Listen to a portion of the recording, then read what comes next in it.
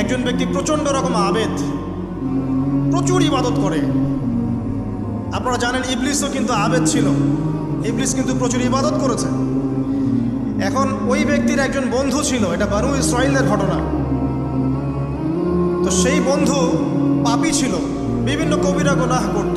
আর এই আবেদ ব্যক্তি বারবার তাকে নসিহত করত, গোনা ছেড়ে দাও, তুমি পাপ করছো, গোনা ছেড়ে দাও। তখন সেই ব্যক্তি যে পাপ করছে সে বলতো যে আল্লাহ কি তোমাকে আমার রক্ষক বানিয়েছেন? আল্লাহ কি তোমাকে আমার উপর দারোগা বানিয়েছেন? আমাকে আল্লাহর হাতে ছেড়ে দাও, আমাকে নসিহত করতে এসো না।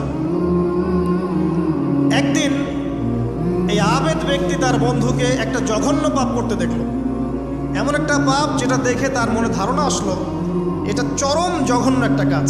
তখন সে মুখ ফসকে বলে ফেলল যে আল্লাহ তোকে আর মাফ করবে না।